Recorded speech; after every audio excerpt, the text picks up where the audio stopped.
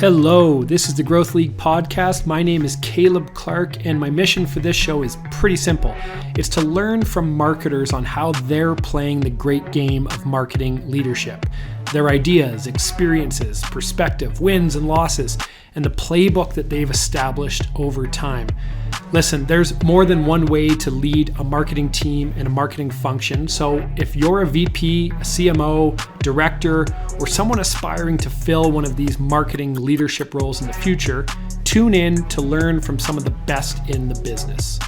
The old saying that nobody buys a drill because they want a drill. They buy a drill because they want a hole. Right. And Seth Godin took that another step further, and he said, nobody buys a drill because they want a drill, and it's not even because they want a hole. They want to hang a picture of their family on near their desk so they know why they're going to work every day. Right. And they want to put a shelf up by the door so they don't lose their keys anymore and they don't feel like an idiot. Like right. There's an emotional need beyond the purchase. People buy on emotion, justify on logic. That's Zig Ziglar for you. Right.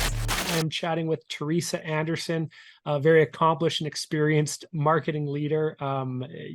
Experience in mostly product first organizations, right? And scale up and start up. And I saw that you're a honored member of the Forbes Communication Council, which for those of you that don't know is an invitation only accreditation and group. But I'm going to stop, Theresa. I'm going to have you introduce yourself, and through the lens of tell us about your journey as a marketing leader, and kind of what brought you to where you are today. Sure, I'd love to. So I have had the good fortune to work really from the ground up in my career in a whole wide range of industries and roles. So I've had a long and good career, and I've done a lot of things. So I will hit on the highlights in so much as that I do have some experience doing marketing for brick and mortar, which is such a different beast for those that are out there that do that. That's a whole different beast than my most recent role, where I've been working on product-led growth, which I'm sure we're going to talk a little bit more about, for a SaaS company in a B2B space. So there's a big breadth of experiences in there. Notable though, especially for this podcast and for this audience, I would tell you is a 2-year stint that I did as program director at the Center for Entrepreneurship at Rollins College. It gave me a really good insight, not just into my piece of the pie as a marketer on a startup business or on a scale-up business, but really kind of that front row seat as the issues and the challenges of this entrepreneurial group were really addressed over that 2-year period that I was able to sit in on the board meetings and participate in those events. So that does inform a lot of what my experience has been up until this point, not just as a marketer, but as a person in business. Yeah, no, that's great. Is there anything that over the last couple of years in your most recent company running the marketing program, is there anything you learned about yourself and your playbook for leading teams and the marketing function? Such a good question. And I'll do a win and a loss here, actually.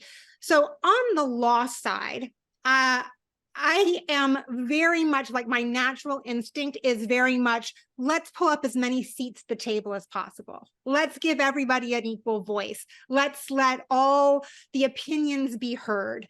And I'm calling that a loss, because at the end of the day, that too many cooks in the kitchen is a saying for a reason. A lot of the voices that you can pull, that you want to pull a seat up at the table for, don't hold the same weight as other opinions. I think that, in my mind, trying to be very egalitarian about decision making, I think that in the last couple of years, especially in B2B SaaS, where you have to be so nimble, you have to move so fast, I think that was a loss personally on my own responsibilities as a leader. And conversely to that, I would say as a win, but a little bit the same personality quality actually, is that I do think in the win category, I have been able to pull voices from different seats in the company to the front with thought leadership, a lot like this. And I think that was a win I think that's been a win for the company, for the team, both as a matter of team building and making everybody feel good about the role that they play in the company, but also championing those voices that aren't heard as much, but are very trusted by your audience. Right. Well, that's all. Thanks for sharing, and thanks for sharing the loss side of it too, and, Yeah. being willing to share that.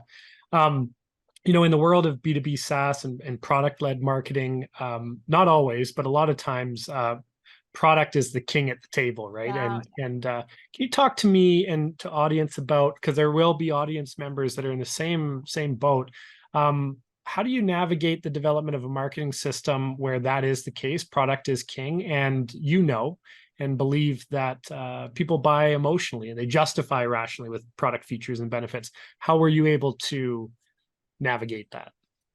Yeah. So product-led growth, a SaaS company, especially a SaaS company where that technology is built by the people that still own it and run it and lead it, that's a passion project. That's love there. That's true love. When you're a person who develops a product, you bring it to market, and you're seeing it take its first fledgling steps out into the world and be adopted by people.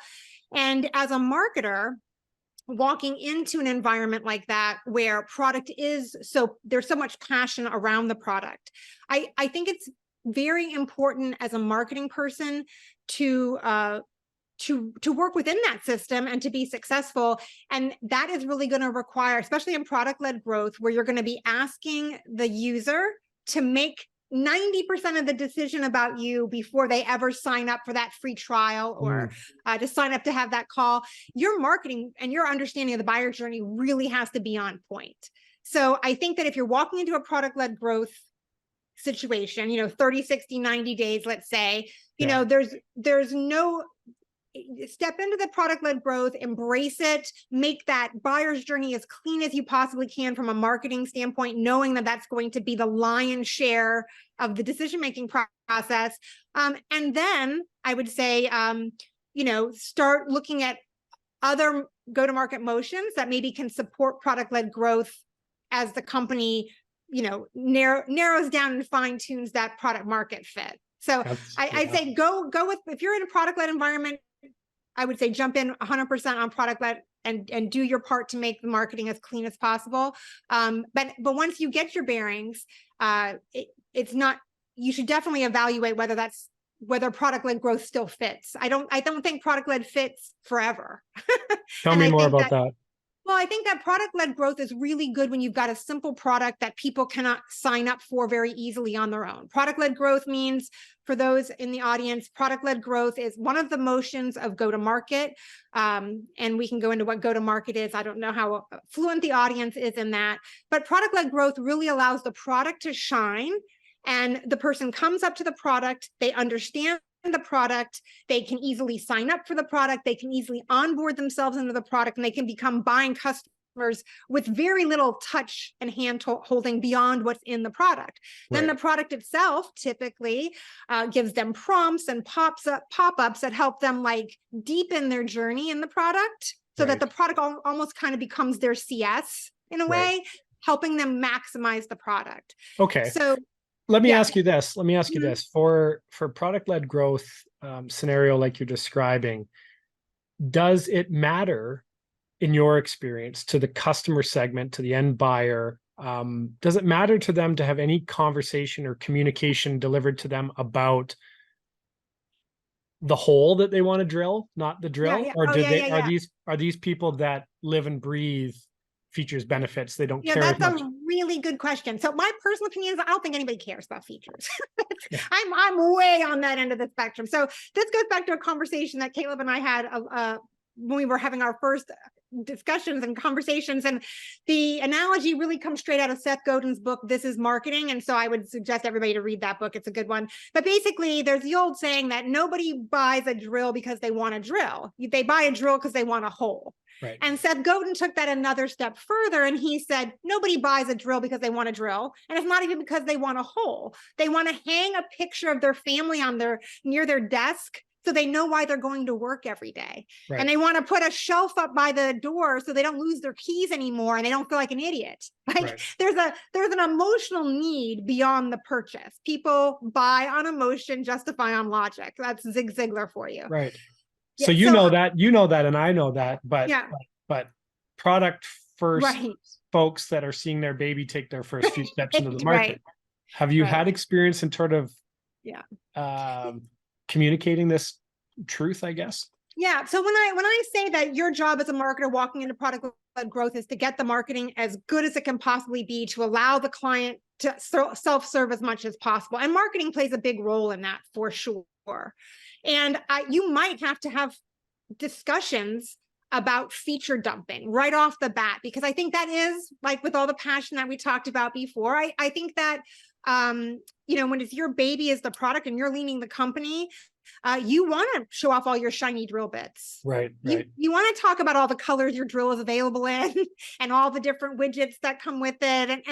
And that's very natural and that's very normal, but that will not help move people through the buyer's journey. It has to be an emotional journey for sure. So you're saying if you're a brand new marketing, or not a brand new marketing leader necessarily, but if you are brand new to a B2B SaaS product-led growth scenario, it is a smart strategic decision to align with founder first, sort of given to their wishes, if you will. I'm being hyperbolic, of course.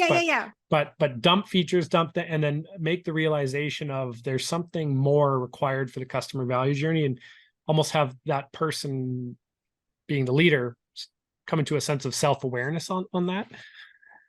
Yeah, I think self-awareness. So here, I'll buy some trust, buy some equity. Yeah. Okay. 100%. And I have to say, like, you're going to buy credibility when the numbers and the conversions go up, or even when you're coming back to that leader and you're giving them valuable insight from, hey, I went through the onboarding questions. I think we have a gap here. It makes it very hard for the person to self-serve because we're not addressing issue A or issue B. You build a lot of trust when you embrace their baby with both arms. Totally. Yeah. So I think that, and that's what I kind of mean by, and I appreciate you like breaking that down a little bit more. When you come, you want to embrace product led for sure. You want to make sure that the sales and the buying journey that they're going to be going through on their own to get into the product and onboard into the product hits all their emotional cues, provides them with all the information along the journey that they need to push that button to get the free trial or to sign up. But I think that at the end of that, you're going to get that system running as quickly as possible. You're going to build trust, and then you're going to step back and evaluate whether that's still a motion that will work. Because I think that a lot of companies have outgrown product-led growth, and there's a million reasons why, and we could talk about those, but they've outgrown product-led growth as their sole or primary motion, and it's easy to miss it. And what happens is, if you're 100% relying on a self-serve funnel and you've decided that you've added complexity to the product, so now it's hard for people to self-serve, or you're starting to shoot for a more enterprise level client than you have in the past, these are two of like a million different things that could happen. But I think adding complexity to your product or changing the target audience that you're going after, that right there could 100% mean, and unknowingly you've shifted the motion that you should be using. And I think that happens very easily as you're iterating the product. It's becoming more complex sometimes. And as it becomes more complex, product-led growth becomes less and less the right, or not the right motion, but the primary motion or the only motion that you should be relying on. I see. So would you say that you believe in the fact that by having messaging and content and marketing approach be focused singularly on the products and features, you're essentially grouping the segment into one segment? And would you believe that there's a sense of opportunity cost or missed opportunity, in that you're speaking to everyone, you're really speaking to nobody? Do you think that efficiency is a word that is aligned with product-led marketing? I think you can do efficiency in any, you have to do efficiency. Who am I kidding? You have to do efficiency no matter what motion you pick. There is a lot of efficiencies to be said for product-led growth. It can be, especially for a startup, it can be a quick lever. You know, Right. that whole like minimum viable product, get it out, get feedback, and then turn around and iterate the product and make it stronger. That can be product-led growth can be very efficient, especially as you're starting something out, because you don't have a lot of hands that have to touch it. You can get a lot of feedback quickly. All the data that's happening is data you can see. Right. You know, the data you can't see as a marketer is the data where you talk to someone. Right. When my salesperson talks to someone, where does 90% of that information go? Yeah. Into the ether sphere. I never see it. But if I keep the person on the product, now I can see everything they do. I can see how much time they spend on every little thing. That feedback loop is amazing, but B, addictive. So will customer segments start to emerge then organically based on it? Absolutely, 100%. So I can see where it's very efficient, especially if you're starting out and you're lean, and it's very the siren song but it's very alluring. If the product is your baby and you love it, then keeping everything in the product, that's also appealing. But it is easy to outgrow, and I have to say, a lot of time it's the marketing person who has to say, we've outgrown this. We need to pivot. We need to expand the way that we're selling. And so I'm going to give you like a quick example. So like Dropbox. Dropbox is a really good example of a product-led growth, right?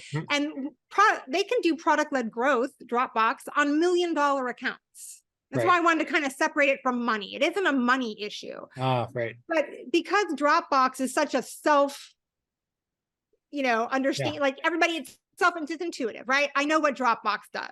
I can get onto Dropbox. I can sign up. I can tell you how many users I want and how much space we need. Boom, you spit out a price. Boom, I put in my credit card and the sale is over. And I never had to talk to anyone, probably how I prefer it.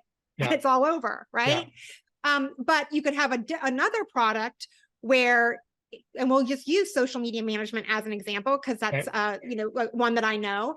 And you start out and you're just doing posting. So you're just scheduling posts, very simple, very intuitive.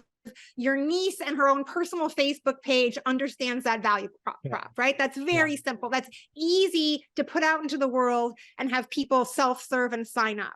Right, makes sense. But then you add a calendar that other people can see and approve posts. Then you add scheduling out a month in advance. Then you add some basic analytics. And then what happens is you're making a better product all along, but you're adding in enough complexity that the person might not be able to Right.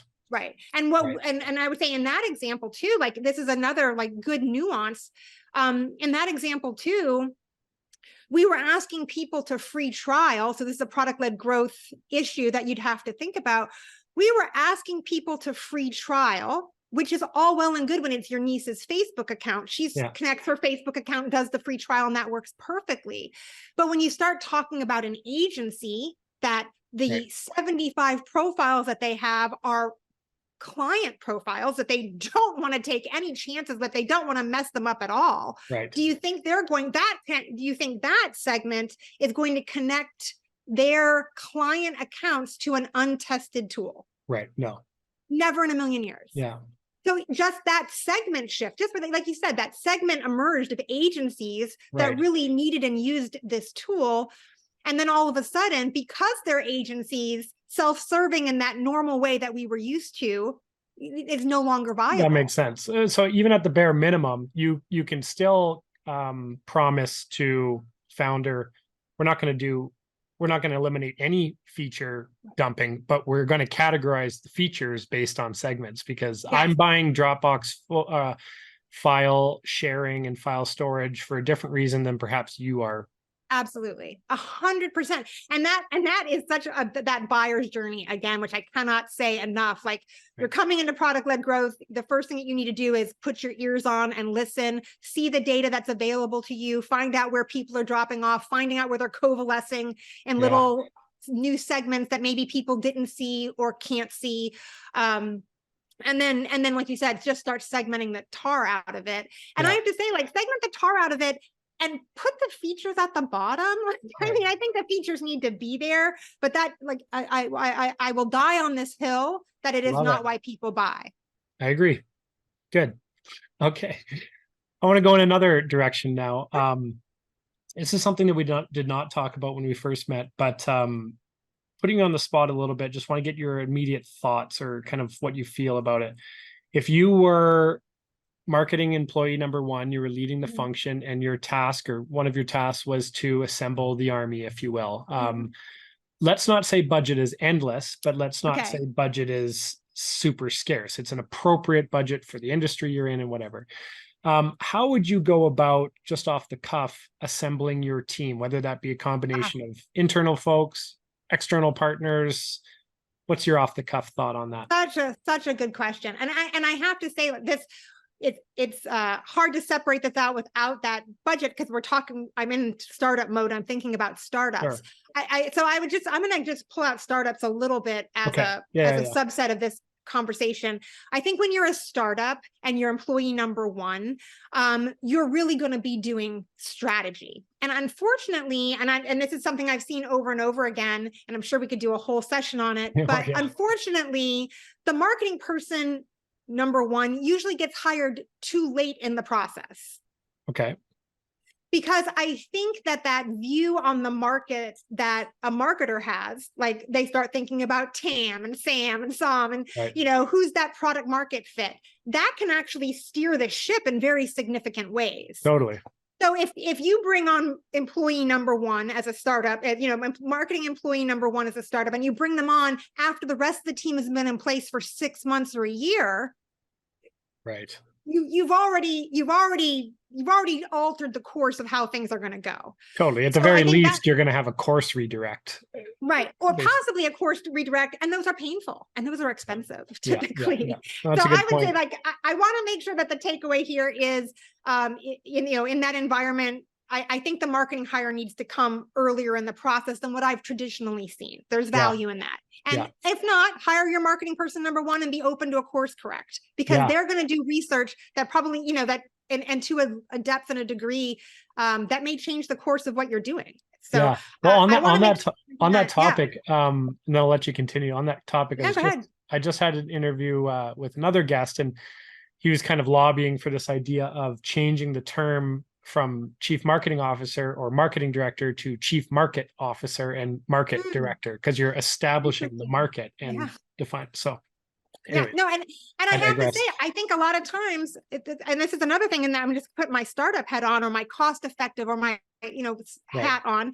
I think that strategy early on can be done by an outside person. I don't think you have to spend strategy level money on a full-time hire necessarily. Right. You bring in that strategic person early on, and they help you create the course, and then you can hire hands to do the work that aren't necessarily strategy hands. Strategy hands tend to be expensive. Yeah.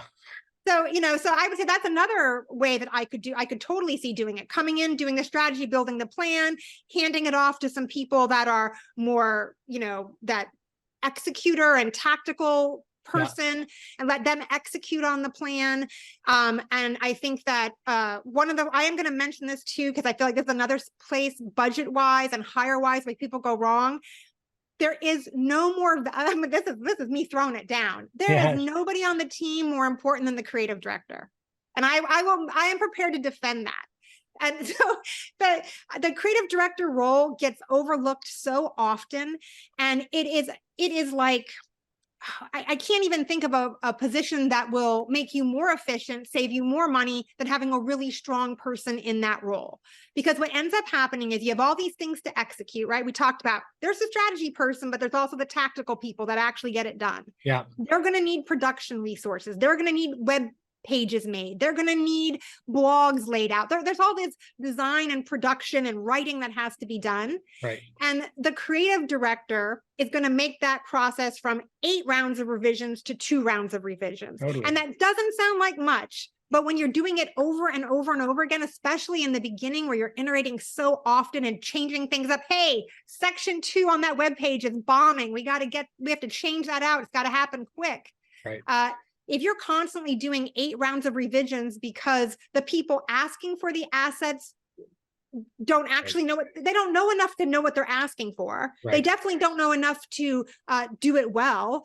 And then they don't know how to explain it to the designers that are actually going to do the work. And so I have just seen like one of my first hires would be a really strong creative director in that spot. And I wouldn't make that a contract person. Yeah. I'm going to share this with our creative director, who's going to be very happy. Okay. Yeah. Good. I'm a big fan of the creative director, and I'm a big fan of the creative brief. I think that's another spot where you can make it or break it, especially with a new young team where you're trying to be really lean. People push back on a creative brief, and I can tell you a strong creative brief and a strong creative director can move mountains. I worked at an agency, and we hired a creative director, and one of the best creative directors I've ever worked with. He used to, and I'm a very detail-oriented person. Like I love me some like parameters, and that's my safe, happy place. Good. He would kick back my creative briefs. Every third creative brief would be kicked back, and he would kick it back if it didn't have all the information he needed. And holding that line as a creative director, I agree. I mean, I cannot even think of a thing that could make you more efficient. If you had one marketing person and one really strong creative director type person, somebody who could do the work also, because they're usually very strong designers and writers in their own right, and they're using contract resources and they're supplementing with their own skills, I think that combo is pretty unstoppable. That's awesome. Yeah. So for all you startup B2B SaaS product led, but startup really is the lens is understand if resources are not endless, they're limited. Where do you want to allocate that because I think a lot of folks are like, what do I do? Do I bring on an email marketing specialist as our second employee? Like they don't know, right? Yeah. No, I totally understand that. And I would say employee 1 should be that, employee 0.5 should be that strategic person who puts your plan in place. Right. Who doesn't necessarily have to stay, but they could stay. Yeah. Employee number 1 should be a strong performance marketer. Yeah. And hire number 2 should be a strong creative director. Okay. So you said performance marketer 1? Yes. Creative director 1A and 1B. Okay. Yes. That's how I would do it if I were starting a team, for sure. So as the company and the department begin to scale, what are the next layer most important? Easy question. Easy answer. And again, an undervalued role. So we're spilling lots of secrets here, Caleb. Yeah, I love it. RevOps. RevOps. What are people doing? Why are you sleeping on your CRM? Right. Hire number 3 for sure. That's awesome. Yeah. Easy. You're allowing me easy ones here. This is like, the CRM is king. I love it. Yeah, I think that adds I know it adds a ton of value to a lot in the audience, and myself included. Here's a tougher one in another direction. In a position of running and leading a marketing function that includes not only the function as it is, but also the team that supports it, resources.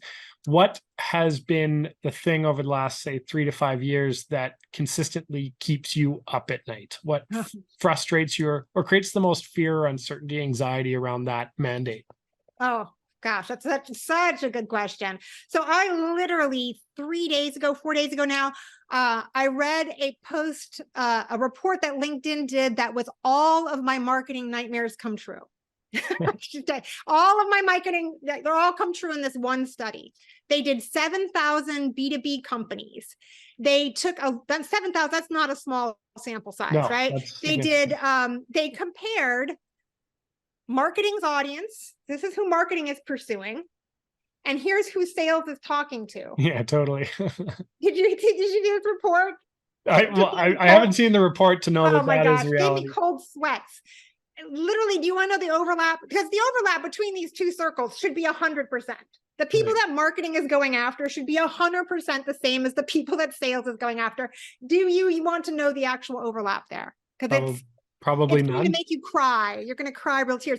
Real marketing tears were shed. It is 16%. Why is that in your experience? Well, that is why I would say that comes back to your question, which is what's my big fear. I think this is what everybody talks about. We have not solved for. I think go-to-market starts to solve for, but we've been very siloed and misaligned.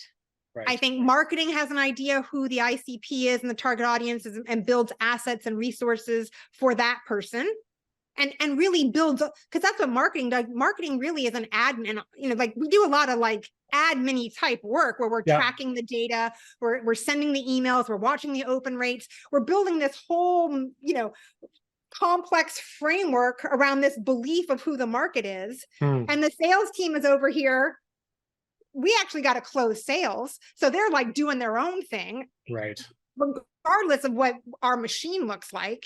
And they're closing the deals that work for them, and they're doing what works for them, and they're keeping their own private client lists and not putting those people into the CRM. Like we all know that happens. And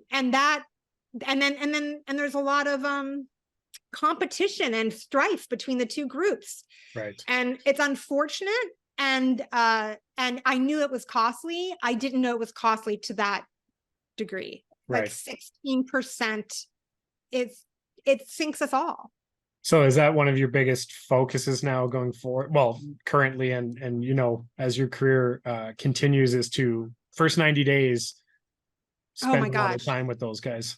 Yeah. So so go to market. So we had kind of touched on that earlier, but the go to market thing is just it literally tries to solve this problem. It really just says that marketing is now, over here, they're just pursuing MQLs and they're head down. They don't care about anything else, even if all the MQLs are crap and nobody wants them and nobody can sell to them.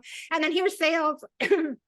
All they care about is selling. It doesn't matter if the person's really a good fit or not. It doesn't matter if they'll churn in 30 days because they've already got their commission. And then poor customer success on the tail end of this, just taking whatever crap comes their way and trying to make it work. So what go-to-market tries to do is break down those silos, give everyone the same goal. So now we're all on the revenue team, marketing, sales, and customer success. We now form the revenue team. And our goal is to put people into the front of the funnel that stay a long time at the end of the funnel. So you sell them a good message and a good product market fit. You sell them on and onboard them properly. And then they're going to reward you with a long relationship and expanded contracts and referrals, right? That's kind of like the big go-to-market dream. Love it. So so that's like the very short version. Obviously, there are books you can read. There's a book called Move by Sangram that I think is one of the best books out there about it. I definitely would recommend that one. So that just kind of tries to solve that problem where we stop competing. We start trying to take any old MQL that we can pull out of the air and shove it down sales' throat. And, so we are all kind of focused on how long did the person stay? What was their lifetime value? Did they give us referrals or not? And that really does, so that move to go to market is what I'm very focused on for myself and in my peers. Like these are the conversations that we're having right now are all very go to market because it's a huge shift in thinking. It's a huge shift in thinking. So leadership needs to be bought into that. Philosophy.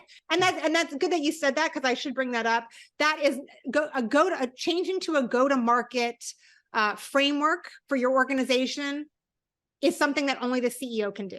The CMO cannot do it. The chief sales officer cannot do it. The chief product officer cannot do it.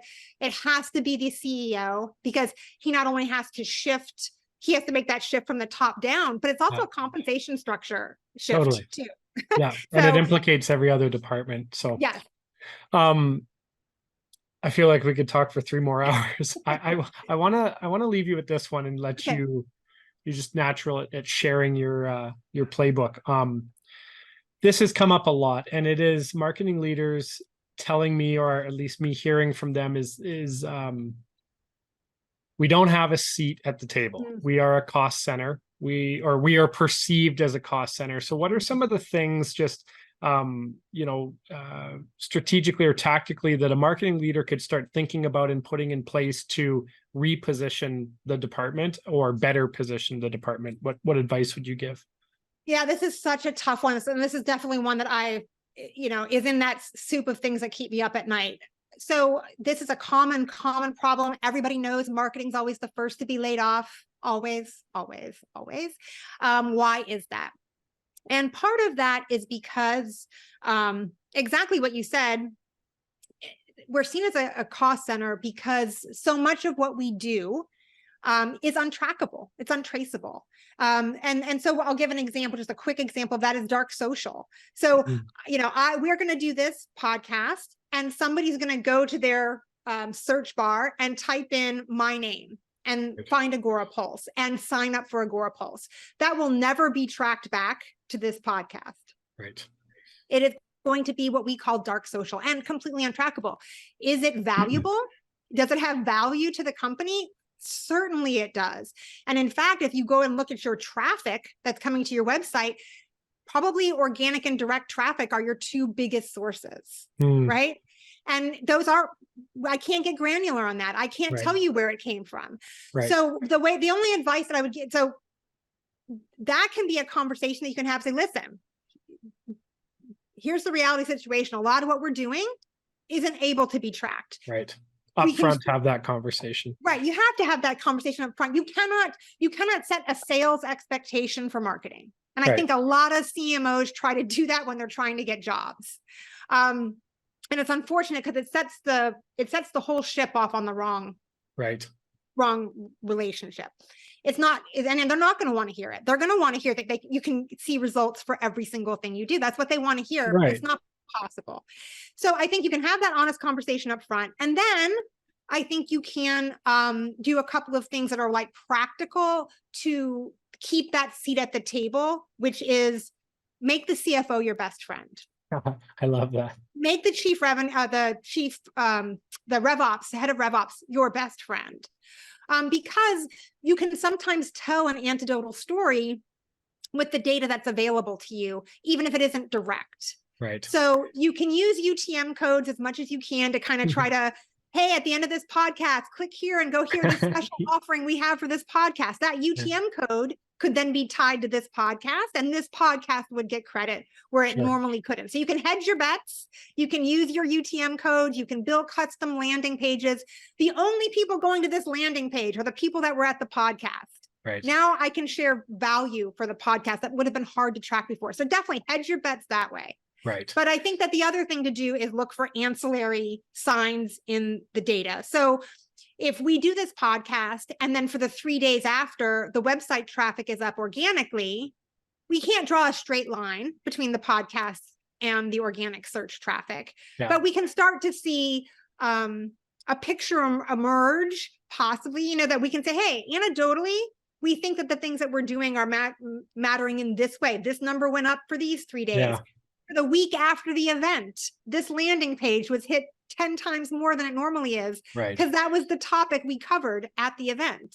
Right. So anybody who went into their finish. Yeah. No, I was saying anybody who went into their browser and typed in our company name and that topic would have ended up here. And so we saw traffic come up on that page. And telling that story is a lot easier when you have allies in the CRO because there is a pretty fundamental difference between Theresa and team trying to tell a story to prove the department's worth as compared to everyone telling a story that, is co-created by other departments that are without marketing. So other than marketing, I love 100%. That. Yeah, good. And it's the best I can offer you. We haven't cracked the code on I've yet to see a CEO that loved the idea of having a very expensive department that I can't track every single thing they do. Yeah. I think what you've highlighted too is that you have to, in order to earn and keep that seat at the table, you have to untether the requirement for being at the table to attribution, direct attribution. And so that can happen through conversation, allies, storytelling, and defining what value means. There are going to be certain stages of the funnel of marketing activity that are closer to the core of direct attribution, but you don't want to be spending your time as a marketing team figuring out how to UTM this podcast article when you could be spending, or this podcast episode, when you could be spending on building more great stuff. So 100%. Theresa, thank you so much for giving us a small glimpse into your approach and your philosophy and the playbook you've established over time on leading marketing functions and teams. Really valuable. Thank you so much for your time. Gosh, thank you for having me. I appreciate it.